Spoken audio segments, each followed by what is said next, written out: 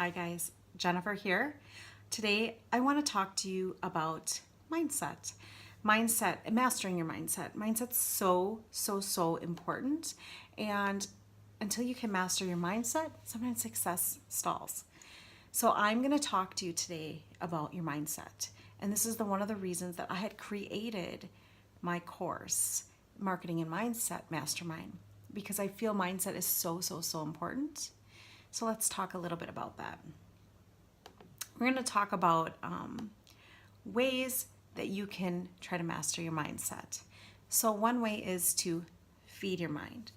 Check how full your fuel is. Are you feeding your mind? Are you listening to podcasts? Are you reading self-development books? Are you watching inspirational videos? Are you learning from inspirational people? What kind of daily action are you taking? Are you doing a gratitude journal? Are you doing affirmations? Do you have an inspiration board? There's tons of exercises and tons of things you can do to feed your mind. Word check. Checking the words that you're using daily. This is something I struggled with for a really long time. And when you say things like, I can't, or I'm broke, or I don't have money for that, those are all negative affirmations, and you're bringing negative in. Like attracts like. So if you're talking negatively, you're bringing more negativity in. If you're struggling with paying a bill and you say, I'm not going to be able to pay my car, that's probably going to happen. But if you say, I will be okay, everything always works out, my car payment is due in a week, and I know the money's going to come to me within a couple days, and I'm able to pay my bill. That'll probably happen because like attracts like. So if you have a positive mindset, you're going to attract positive things. If you're struggling losing weight and you say, I'm never going to lose these 5 pounds, then you probably aren't going to. But if you say in your head, in a week, I'm going to fit into that black dress and I'm going to feel so good. I'm going to continue to really strive to lose this weight and drink lots of water and work out. Positive things are going to happen. So a lot of people have a money mindset block where they grew up struggling. I even did. We didn't have a lot of money when I was younger because my parents were in school. And we had kids and I would babysit them, and we just never had a lot of money, so I couldn't do a lot of extracurricular things. I had a job when I was 11. I did a paper route, then I waitressed, and I've been working ever since. But I always had this money mindset block where I'd always say, well, I don't have enough money for that, or God really wants me to work hard for my money. I'm never going to be rich. I'm always going to be poor. God must just want me this way, so I'm humble. And I would always say things like this. And it caused a lot of money blocks in my life. And I no longer say that. Instead, I will say, I'm not going to purchase this week because it doesn't serve me. Or I'm going to save the money for something bigger. Or do we really need that? I don't think we really need that. I try not to say we do not have enough money for it because that causes blocks. And I noticed in my life, every time that I did say something negative, a really horrible negative thing would follow. And when I would say, I'm just going to leave this in God's hands, it always works out, the money will come, everything will be okay, everything was always okay. It was always okay. So I realized that if you let go and you relax and you say positive things, things do work out. They always do. And if they don't, there is a reason behind it. Okay. How about the people in your life? Are they inspirational? Are they keeping you positive? Are they helping you? Are they uplifting you? Are they sending you in the right direction? Keep inspirational people in your life, not negative people in your life, because those are the people that are going to help you reach your goals. Toxic people don't belong in your life, just like toxic chemicals and toxic food don't belong in your life. Toxic people need to go. Keep positive people in your life. Another thing is having an open mind, an abundance mindset instead of a lack of mindset. Okay, so when you have an abundance mindset, what you really have is you realize there is unlimited possibilities, unlimited opportunities. And there's so much abundance for you in this world. So a positive mindset would be, I am an amazing entrepreneur and I am going to attract, all these customers to my current business. And a lack of mindset would be someone that would say, there are so many people out there like me. What makes me better? What makes me think that I can even do this? That is a lack mindset. You want to have an open mindset, an abundance mindset. When you have a lack mindset, you shut down your mind. You have adopted a lack mentality, believing there is not enough in this universe for you. But there is. There are so many opportunities, and there are so many people in this universe. Okay. Leveling up. And when I say leveling up, you need to be able to level up your emotions. And this is huge because this really is part of your mindset. A good way to level up is to meditate or do a daily devotion, do some praying in the morning. Whatever you do to open up your conscious mind and get in there and just calm it and be able to focus, be able to make better decisions, be more relaxed. So I start my day with a daily devotion and a gratitude journal. I'd like to have gratitude. Anyway, I start my day with a daily devotion, and it's amazing. And it helps me focus. It helps me realize what's important. It helps me have some gratitude. And then I journal. Journaling is amazing also. It's an amazing thing that you can do. All right. Become your own director. I say this over and over again all the time, that you can design your own life. And I'm dead serious, you guys. I'm dead serious. Sometimes people think they're stuck. But the reason they're stuck is because they don't do anything to become unstuck. Now I'm going to tell you, people will look at my life and they will think, I can't believe all the stuff you've done, Jennifer. It's crazy to me. So I'm 43 years old, okay? Let's talk a little bit about the things that I've done, and then you'll realize that you can design your own life. I got married when I was 19, and I had my first daughter when I was 20, okay? I did work in a bank for years, but I bought my first house very young, and we've had 3 houses since. We have gutted and remodeled every single house. They were amazing. I worked in a bank for 7 years, and I lost my job. It was the best thing that ever happened to me. I was devastated, honestly. Having that job was amazing because it made me who I am today. I was a leader. I was a boss. I learned how to be a boss. I learned how to work in the corporate world. I learned how to work in a bank. And so I learned a lot. I learned about money. I learned about leading people. I learned a lot. I learned about marketing and customer service. But when I lost my job, I was devastated. So what did I do? I opened my own business because I didn't want to work for somebody ever again. I also realized that I didn't want to send my kids to these crappy daycares. So I thought, I'm going to open a school with a childcare where I can teach kids to be strong, to be smart, to be, I'll teach them all the things they need to know, the non-toxic things, to be grateful, to be generous, to be loving. So that's what I did. And I owned it for 9 years. One day also we decided we wanted to purchase a farm. So that's what we did. We purchased a farm. We remodeled it. I decided I am going to open a CSA. If you don't know what that is, look it up. Look up CSA for farming. I would give people produce every week for 20 weeks. I had 30 families. They get a bag of produce every week. It was an amazing experience. It was a ton of work, but it's something that I did, and then I taught my kids how to be amazing workers, and that anything they wanted to do, they could do.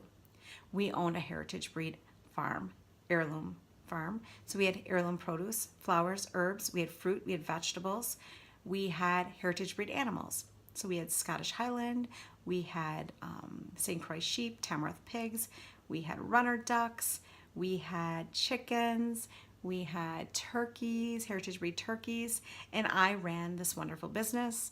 And I had my little school, and I did field trips, and we did little farmers markets, and we did tours, and it was amazing. And it was an amazing opportunity, and it was an amazing experience, and I could have kept going with it, and I could have turned it into this huge successful business, and it was successful, but it got to a point where it wasn't serving me anymore. When my daughter went to college, My husband still worked a regular job, and I owned two businesses, actually three, because I started a product line, which I'll get into that in a minute. And I decided it was too much. I was working sometimes till 10 o'clock at night, you know, picking vegetables, washing them, bagging them. And I decided I was done with that. And I let it go. So when something's not serving you anymore, it's time to let it go. It was a great experience. It gave me some wonderful, wonderful insights. It taught me so much about our food and toxins and the government and things that now I can use in my current businesses. During the time that I had a CSA, I'd always wanted my holistic wellness studio more than anything. And so I went to school for it. When I went to school, I knew right then and there, in my business class, I said, I will open my business. I will not work for somebody. I will immediately open a business. And that is what I did. And I've owned that business for 6 years.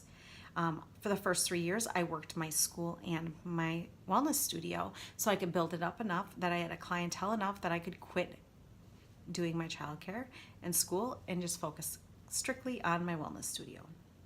In the meantime, I did have a product line. We grew a lot of lavender and things on the farm, so I was making like 30 different products, anywhere from skin line to a baby line to a men's line. We made shampoos, we made makeup, we made soap, we made lotions, we made bug spray, you name it, we made it. I decided after I probably ran it for 5 years straight when I was really running it online, I had it in local stores. But the inventory was crazy. You have to pay taxes on not only the product, but also the inventory. And then also, so honestly, I felt like I was being triple taxed. So I decided that it wasn't serving me to do all of those products and that I needed to niche down. So I niched down to my skincare line. And now my skincare line has been around. I've been making the product for 15 to 20 years, but it's been around for 10 years. And I really, really not only niched it down, I have changed my skincare product and improved it over the years. And right now, it is a crystal infused skincare product, and it is absolutely amazing. I'm 43 years old, and I've been using it for 15 years. And this is what it did to my skin. I feel like it is amazing on the skin. There are no harmful chemicals. You know, it's awesome. And this was a dream of mine. But this is what I'm getting at. How you can script your own life. These are things I wanted to do. And yes, they took work. And they took strategic planning. And they took marketing plans. But they took a mindset and not giving up. And dreaming, like when I was young and I dreamed of my family. So I would dream it out loud. When I was little, I would set my room up like my little house, and I'd imagine my husband and my kids and my white picket fence. And I would be on my paper route when I was 11, and I'd be talking to myself like I was imagining this life I had. Well, at age 19, I was pregnant, and by 20, or age 19, I was married, and by 20, I was pregnant. And I've been married 24 years going on, okay? So it's not like, I did imagine this life, and I've had an amazing marriage, and I have amazing children. I have a 23-year-old and a 17-year-old, and they're like my best friends, and I have my husband who's my best friend, and I dreamed this so long when I was little, and me and my husband both came from divorced families. So I always dreamed of having a marriage that would last a lifetime, and I got that.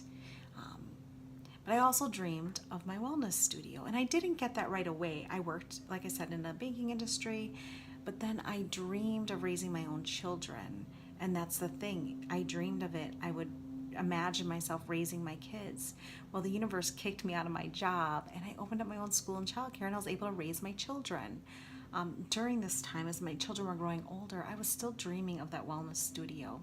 So in the middle of it all, I went to school and I got my massage therapy license, and I opened my own wellness studio. So what I'm getting at, though, is that you can design your own life. You just have to figure out what it is, and you have to go for it and not give up on it. Because the people that give up don't make it. Sometimes, like I said, I've given up on stuff because I felt like maybe it didn't serve me anymore. But don't give up on a dream that you truly, truly have. Because if you give up, and you don't have patience, it might not come true. Okay, next is just being happy, having a shining bright light, because like I said, like attracts like. So if you're happy and you're very motivational and inspirational, you're going to attract those people back into your life and just create more abundance and more wonderful things. Be an explorer. When I say that is start messy. Start even if it's messy. Yes, we need to have some of that safeness because we have bills to pay, or maybe we have families to raise, or whatnot. But don't put a venture aside to be completely risk-free, because I'm going to tell you right now, every entrepreneur has to take a risk. I had to take huge risks to get where I am today. I had to put money up front to get where I am today. And some of our risks, even in buying our homes, we've lost. We lost that money. We lost our time and our sweat and tears. And then other risks we made back, triple or quadruple. But if you don't take the risk, you'll never get that chance to find out. Another thing you can do once you master your mindset, and I'm at this point right now, I'm always working on mastering my mindset more and more. I think we all will. But is serving future generations, because I want to now teach others to be able to master their mindset, to realize, especially with the social media nowadays, just to realize that they are so powerful with their own mindset, that they are good enough, that they are strong enough, that there is an abundance out there for them, that they are valuable. So just, serving future generations. Another thing, I want to talk about a few more things about your own mindset. So one is self-trusting. You have to trust yourself. So the self-trust mindset. Because if you don't trust yourself and you don't believe in yourself, success is not going to happen. It will not happen. Don't give up on the things before they happen, before you believe in them. The goal-setting mindset. Knowing what you want and be willing to take risks for it is the goal-setting mindset. It has to challenge you. The patient mindset. Not one entrepreneur got things overnight. They had to have patience. It requires courage. It requires showing up. And it requires not getting something right away, because it requires patience. To be able to succeed at anything, you have to have patience. So working on a patience mindset. Courageous mindset. Having courage. There's always fear. Fear is always going to show up. You're always going to have a fearful mind, but fighting that and being courageous. So you can acknowledge you're fearful, but go through with it anyway. Like I said, I am not one that likes to speak in front of people. But you know why I do it? Because I know I have an amazing message that I need to share with people.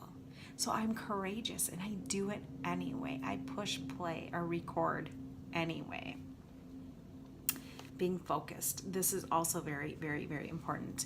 Procrastination will not get you anywhere. Writing a list. I write a list. I'm very focused. One of the reasons I was able to accomplish so many things in my life is I'm a very, very focused person. And like I said, I make lists. I make lists for my personal life. I make lists for my business life. I have lists everywhere.